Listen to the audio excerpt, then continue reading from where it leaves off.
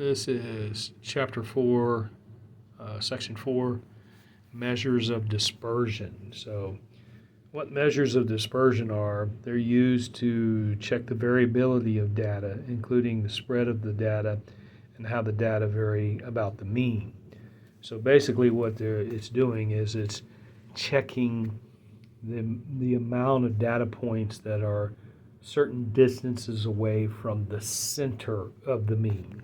Okay, so the first thing we talk about is range, and the range is the difference between the highest and lowest values. So the formula for range just says take your highest value in your data set, subtract your lowest value, and that's your range between your highest and your lowest. So for instance, this one here, it says the amounts of calories in a slice of cheese pizza from 9 different brands are given below. Determine the range of these data. So as we inspect this, we can see that 320 is our largest, and then 234 is our smallest. So we go 320 minus 234, so we see the range of our data points is 86 calories. So from our largest to our smallest is an 86 calorie difference. We talk about standard deviation. Standard deviation is basically measures how much the data differ from the mean. And it's symbolized by the letter S for sample standard deviation, and by the Greek letter sigma for population standard deviation. Now, if you take a statistics course, you'll get more information about these, but basically, S is for sample standard deviation.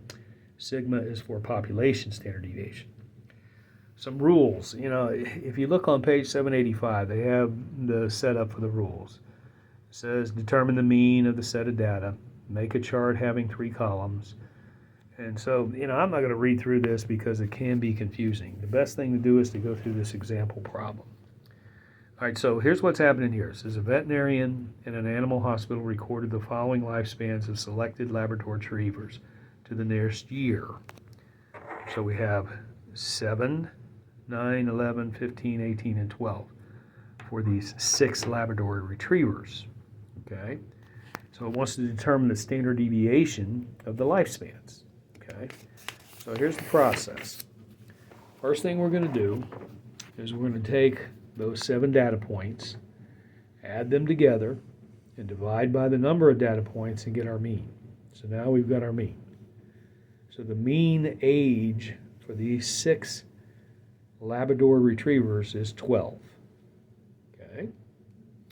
The next thing we're going to do is we're going to take those data points, which are right here, and we're going to subtract from each data point the mean. So 7 minus 12 is negative 5, 9 minus 12 is negative 3, 11 minus 12 is negative 1, 12 minus 12 is 0, 15 minus 12 is 3, 18 minus 12 is 6. If we add these all together, we get 0. So we're going to take the sum of the differences here. Okay? And so the next thing we're going to do is we're going to square these differences. So, normally, okay, see how this says data minus mean, this says data minus mean. So we've already calculated this value in the parentheses. It's these values here. Okay, so it's nothing new. So what we're going to do is do negative 5 squared, negative 3 squared, negative 1 squared, 0 squared, 3 squared, 6 squared. And when we do that, we get these values here. Okay, so now what happens is we're going to take and add those values together.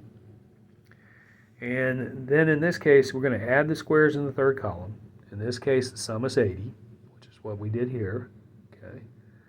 Divide the sum by 1 less than the number of pieces of data. In other words, n minus 1. So we had 6 pieces of data, so 6 minus 1 is 5. So we're going to take this 80 and divide by 5. And we get 16. Then we're going to take that, and we're going to take the square root of it, and so our standard deviation is 4. Okay? And so that's the process of getting standard deviation.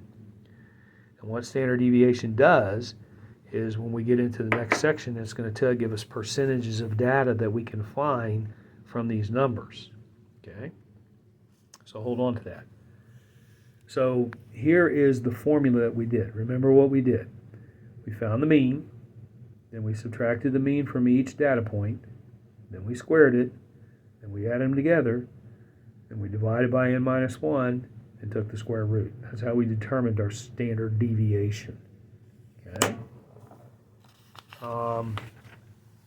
That's basically it. Keep in mind, I'm going to do the last section I'm going to have to do in 2 parts. And I'm going to explain how we use this standard deviation value. Okay?